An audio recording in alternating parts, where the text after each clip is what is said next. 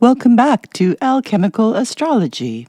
I'm Melusine, your astro guide, with the latest lunar report for February of 2023.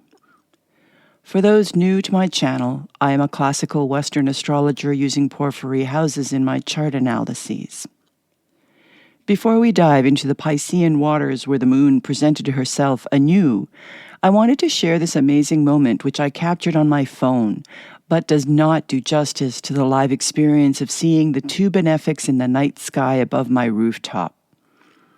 I cannot emphasize enough how important communing with the planets in real time is in order for you to really integrate the archetypal energies they emanate. So get outside at night and look up. Another point that bears consideration is the increased activity in the ionosphere as recorded in the ELF spectrum of Schumann resonance readings and related solar magnetic field changes, as you can see by this chart. This can be a precursor to seismic activity, especially when in alignment with full and new moon phases. The Turkey earthquake was made manifest during a full moon. Current focal centers are South America and Southeast Asia during the new moon, so take a moment to do some connecting with Pachamama to ground and anchor these new energies. We're all going through growing pains on physical, mental, and emotional levels, and staying in phase with the incoming resonance frequencies will keep you healthy and calm. Normally, Saturn would be exerting his influence on this evolving energetic dynamic, but remember, he is not visible in the night sky. So the onus is on us to bring about equilibrium, and that brings me to the new moon sky dance. As you may recall, I made mention in the February transit summary that Venus is presenting in her Aphrodite evening star phase as she rapidly approaches close conjunction to Jupiter in Aries on March 1st. Mercury is in his Promethean phase as he slides towards the horizon line to dip down following Saturn's lead, while they are still both in Aquarius. So the heart, Venus, is rising to receive further blessings in the cardinal fire sign next month, while the head, Mercury, is tasked with bringing the shadow work from Pluto in Capricorn to be processed and integrated in the fixed air sign with Saturn. At 2:05 a.m. Eastern Standard Time on February 20th, we had a new moon present herself in the last zodiac sign in the wheel. She was conjunct the sun at 1 degree Pisces, as you can see in this chart I created based on my location in Toronto, Canada. This is the fourth new moon in a row, landing at the first degree of the sign of its rebirth. Whatever your intentions expressed in this mutable water sign, it will come to full fruition 6 months from now.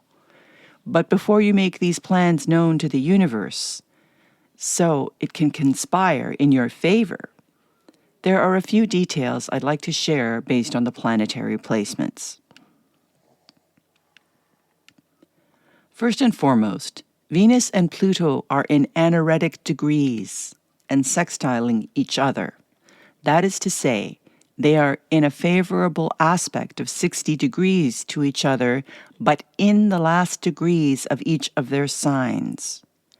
Large life lessons regarding power, relationships, and resources have reached a critical pitch on the world stage, as well as in our individual realities.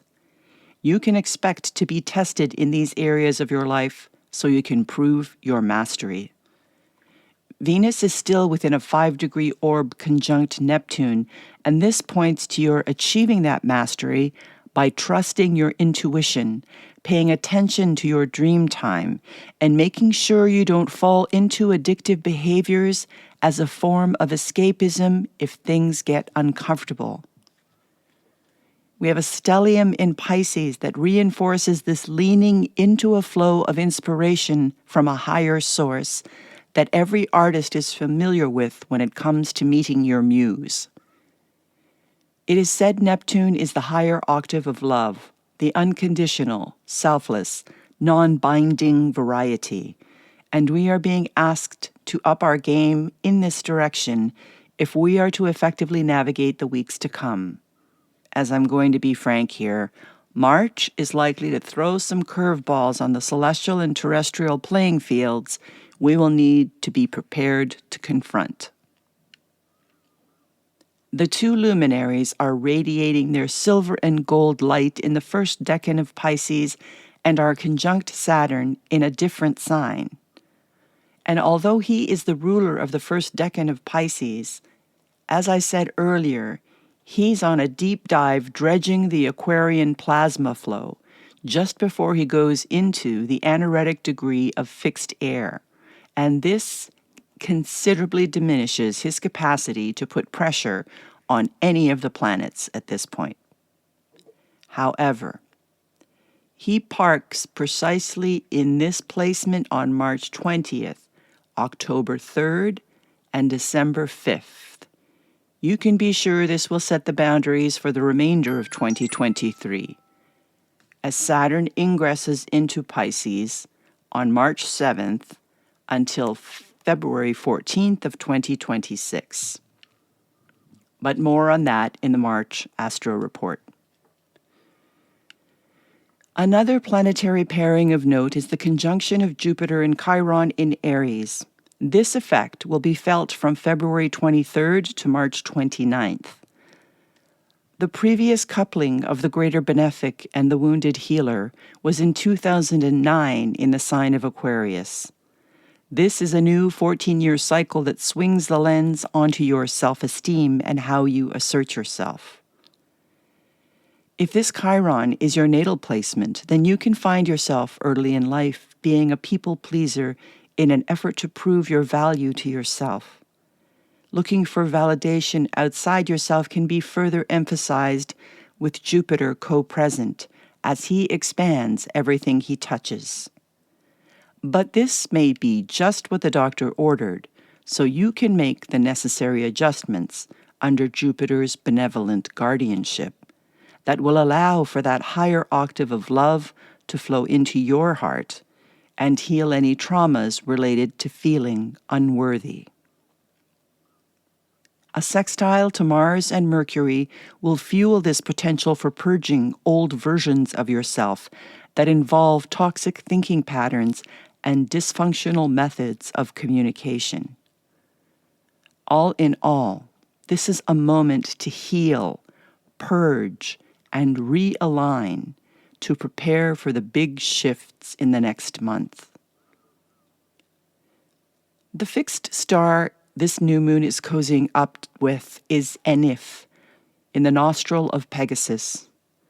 The winged horse is a child of Medusa and Neptune, reflecting a dichotomy in one's nature that can be resolved if we rise above the challenges presented, but not from a place of pride or arrogance.